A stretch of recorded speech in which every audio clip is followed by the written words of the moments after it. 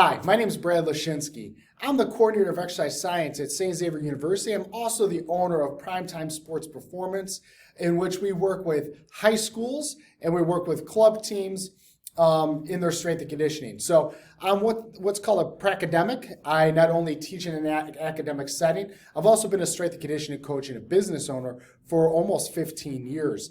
With that being said, I wanted to talk a little bit about a program ideology. Currently, we see about 800 to 1,000 athletes a week.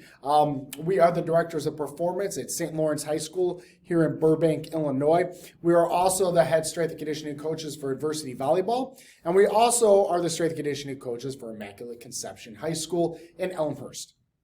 With that being said, you know, being an academic and somebody that teaches at the higher educational system, we use evidence-based all the time as kind of a catchphrase or a catch-all when we're talking about research. And it's very crucial that the programs we design are evidence-based, that the theories that I'm teaching inside the classroom actually carry over to what the athletes we work with actually do. And we're going to outline 5 of our major goals of the program and how they kind of relate to the actual practical side in what our athletes are doing. First and foremost, our program wants to reduce the injuries in which your athletes have. Now, this is kind of a buzzword, right? We hear all the time about injury prevention. And I'm here to tell you there's no way to prevent injury. There's multiple reasons why, and I'll give you a couple. One, the environment in which your athlete plays. Environment always changes. It could be a muddy field. It could be a wet turf. It could be a wet court. So things like that really impact how an athlete moves, how they decelerate, or how they change direction, thus causing possible some injuries. 2, footwear. Sometimes the footwear is not really the proper footwear in which they should be using for their sport. Case in point, if it's a turf game on a football field and the athlete's wearing too long of spike, might cause too much sticking into the turf or too much traction, and then there may be some injuries with regard to that. And another one would be the reaction of the athlete in real time, okay? So while we do the best case of training we can in person, nothing can replicate the intensity of the moment in a sport. And this really looks at skill activities on top of our pyramid here, which we'll get into in a minute. But we can replicate that intensity. We also can replicate what the opponent is going to do and how our athlete reacts to that opponent. As strength and conditioning coaches, we control a lot, right? We control the atmosphere, we control the programs that they're doing, the exercise they're performing, how they perform those exercises. What we can't control is their actual reaction in game time situations and how they're going to react to their opponent. Number 2, foundational movements, right? And I'm going to give a list of some movements here, and that does not always mean it's with a barbell. We have to also remember, these are foundational patterns of moving, okay? So we're talking about squatting, okay? We're talking about bending, flexing back. We're talking about balance, single leg sides. We're talking about proper push, proper pull. We're talking about really the 7 basic movements, okay? And that goes across with a total body movement, okay, where we're getting some triple extension, say a kettlebell swing. We're talking about hip hinging, all right, an RDL or a hex bar deadlift. We're talking about a squat pattern, a bilateral squatting pattern, okay, which would be a body weight squat. We're talking about knee dominant movements, whether that's a linear or forward lunge or a lateral lunge. We're talking about upper pull, okay, where we're doing some sort of row. We're talking about upper press, where we're doing our push, where we're doing some sort of pressing movement. We're talking about a vertical pull, a pull up, and we're talking about vertical press, a press up. So these 7 basic foundational movement patterns are really the crux for our program. Number 3, overall fitness. We want our athletes to be fit overall. And that does not mean running them into the dirt or punishing them or doing all those things. It's really combining all of our qualities that we're training them into a quality program that met with the proper intensity and some energy system development, they'll become overall better fit. Number 4, increase the quality of sport. And now what does that mean? Well, quality of sport would be strength, speed, power, agility, sort of qualities for sport. And that sport could be anything. We deal with a lot of multi-sport athletes at St. Lawrence High School. Over 60% of our student athletes are multi-sport athletes. Number 5, sport preparation. We want to prepare them for sport. As we peak to get to that season opener, we want to make sure they're as prepared as possible. Now, that does not mean that we are doing the skill portion of their sport. That's up to the great head coaches that we deal with on a daily basis. Our job is to be able to make sure that they are in shape with increased qualities of the sport and they're prepared for the rigor of competition as best as we can. Okay, so let's scoot over here to this, and I will adjust the camera so you can see this a little bit better.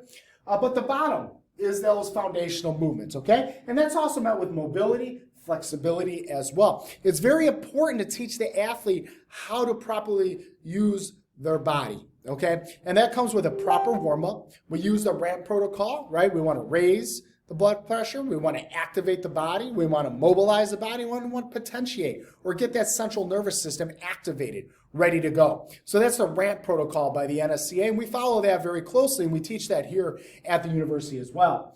Flexibility, we want to make sure that their body is prepared for the rigors of the upward battle when we're talking about landing, pushing, your core and strength, all these qualities that I talked about before. We want to make sure that they are flexible enough, mobile enough, that they can take on those movements and that speed of movement. And again, those 7 foundational movement patterns, right? We want to have a great foundation for them to build on. Old saying, right? You can't build a house without a foundation, okay? And that peak of the roof is just like the peak of this pyramid. We want it to be solid. We want it to be strong, and we know that that strength and being solid is really comes down to this first line here, this foundation, mobility, flexibility, foundational movements. The second tier here, now we're talking about a little bit of getting into some qualities of sport, right? We're talking about teaching how to land, teaching how to push, teaching how to be stronger, more powerful. A lot of core strength here. We're also teaching a lot about speed and the ability to put locomotion into a speed factor or taking that locomotion and making it even quicker, okay? One big thing here, we didn't have room to write, but is deceleration. We learn how to land, learn how to push, we also have to learn how to stop. One of the greatest things I see, even in research and even working in the field for a long time, is athletes are phenomenal accelerators. They get that engine going. They're poor stoppers. And that's where we see a lot of the injuries, again, relating to our, our number one goal of the program, which is injury reduction. Up here, next we're going to look at sport-like movements. We're going to start replicating some sport-like movements inside the weight room. Case in point, we like to use landmines a lot, and when we get to our phase 3 or phase 4 with baseball, we're doing a lot of rotational stuff with that landmine. We're getting that rotational pattern, the transverse plane, ready to go because we know they're going to be hitting more and they're going to be throwing more. Okay, and that's kind of across the board for most sports. We don't start off in the rotational or transverse plane. We have some exercises that mimic that, but when we're talking about loading weights, we start loading in that plane of movement as well as we get closer to those rotational sports. Now, I mentioned skill activities. Again, now, our jobs as strength and conditioning coaches, performance directors, are not to teach skills of sport. Yes, most of us, myself included, my staff, have played at the next level. That's not our job. We know to stay in our lane. There's no way I'm going to tell our baseball coach, hey, I think our guys should throw like this, right? That's not my job. So with that being said, we want to prepare them for that skill activity up the top. All this right here combines to better fitness and a higher propensity to reduce injuries. So far, being over at St. Lawrence High School, this is our 3rd year, we've had around a 78% reduction of injury. And that's not because we're the greatest strength coaches in the world and we do all these crazy things. We adhere to a program, we stick to the program, which is one of the most important things. Oftentimes, I see coaches jump from phase to phase or program to program because it's cool, right? We want to add chains and bands, and we want to do all this neat stuff, velocity-based testing. But they do that without having a solid foundation, and that's where we see the issue in line, right? Again, it all comes down to that first time that we get the athletes in our weight room that we're laying the foundational patterns. Now, even as they progress up this chain here, we want to make sure that we don't forget these foundational patterns. We build these foundational patterns inside of our warm-up, utilizing that ramp protocol. And we continuously go back to these foundational patterns.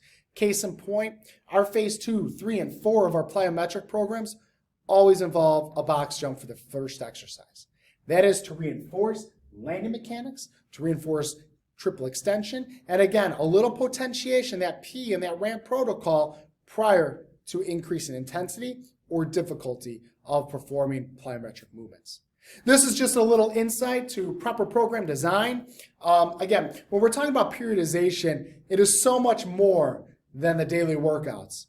Periodization is really a combination of understanding what it takes to build a program for not just the immediate or the first microcycle, but for those macro cycles, right? You got to have a goal out there for the athlete to attain and for a coach to program too. Without that goal, it's very hard to reverse and look backwards, okay? I hope all is well. Take care. Look forward to sending you guys more videos. Again, my name is Brad Lashinsky with Primetime Sports Performance, St. Xavier University Exercise Science Department. I hope you have a great day.